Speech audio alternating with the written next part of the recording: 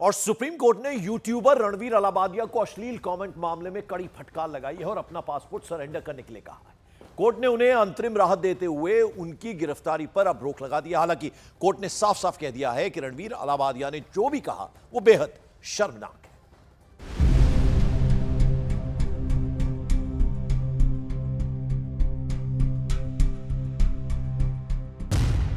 रणवीर अलाहाबादिया को supreme court की फटकार। अभद्र भाषा पर कोर्ट ने उठाए सवाल। देश की सर्वोच्च अदालत ने यूट्यूबर रणवीर अलाहाबादिया को इंडियाज गॉट लेटेंट में अश्लील कमेंट करने के मामले में कड़ी फटकार लगाई है। हालांकि कोर्ट ने उन्हें राहत देते हुए उनकी गिरफ्तारी पर रोक भी लगा दी।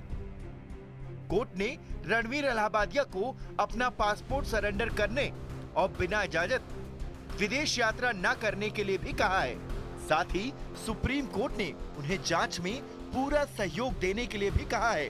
कोर्ट ने ये शर्त भी रखी है कि रणवीर या उनके सहयोगी आगे सुनवाई पूरी होने तक कोई शो नहीं करेंगे।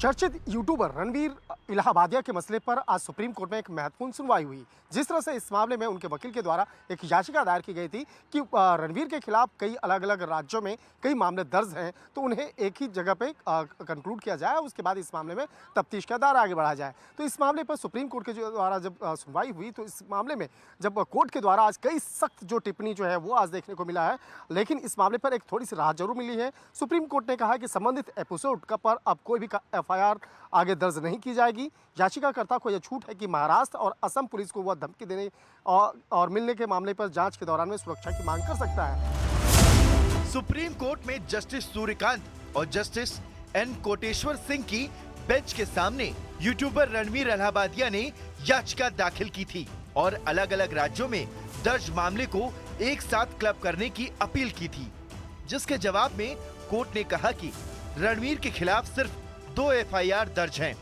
और दोनों में अलग अलग शिकायतें हैं। सुप्रीम कोर्ट ने रणवीर को कड़े शब्दों में फटकारते हुए कहा, आपको कैसे व्यवहार करना चाहिए ये आपको पता है, अश्लीलता क्या है आपको पता है, आपने जिस तरह के शब्दों का इस्तेमाल किया है वो बेहद शर्मनाक है। उससे माता पिता, अभिभावक और पूरा समाज नाराज होगा। आपने जिस तरह के शब्द चुने हैं उससे माता पिता, भाई बहनें शर्मिंदा महसूस करेंगे। आप लोगों के माता पिता को बेइज्जत कर रहे हैं। ये गंदे दिमाग की उपज है।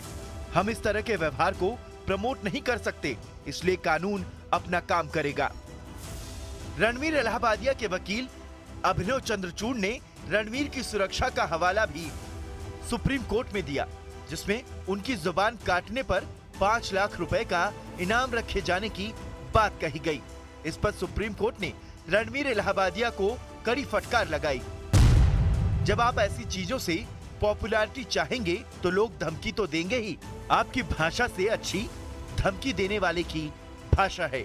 अगर आपको सुरक्षा चाहिए तो आप महाराष्ट्र और असम सरकार से जांच के दौरान सुरक्षा की मांग कर सकते हैं। एडवोकेट आशीष जी राय और उनके सहकारी लोगों ने मुझे राज्य महिला आयोग को एक कंप्लेंट दर्ज की थी। उन्होंने उसमें कहा था कि रणवीर अलाहाबादिया और उनकी पूरी की पूरी टीम बहुत गंदे कंटेंट लेके यूट्यूब पे कुछ वीडियो अपलोड करते हैं और एक प्रोग्राम लेते हैं कि उसके ऊपर कार्रवाई की जाए।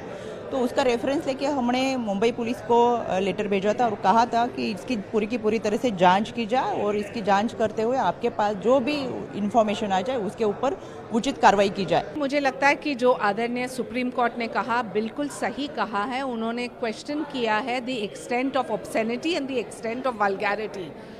कोई नहीं चाहता है कि एक व्यक्ति को टारगेट करे, लेकिन एक मिसाल बनने के लिए कानून का खौफ बहुत ज़रूरी है। और यहाँ freedom of expression is freedom of encroachment, और वो इंक्रोचमेंट वल्गैरिटी है। तो मैं मानती हूँ कि आदरणीय सुप्रीम कोर्ट का आदर सम्मान करना चाहिए। सुप्रीम कोर्ट ने रणवीर अलाहाबादिया की सुनवाई के बाद केंद्र सरकार से भी पूछा कि क्या वो YouTube और अन्य सोशल मीडिया पर अश्लील सामग्री के बारे में कुछ करने जा रही है। सुप्रीम कोर्ट ने केंद्र सरकार को इस मामले में नोटिस भी जारी किया है।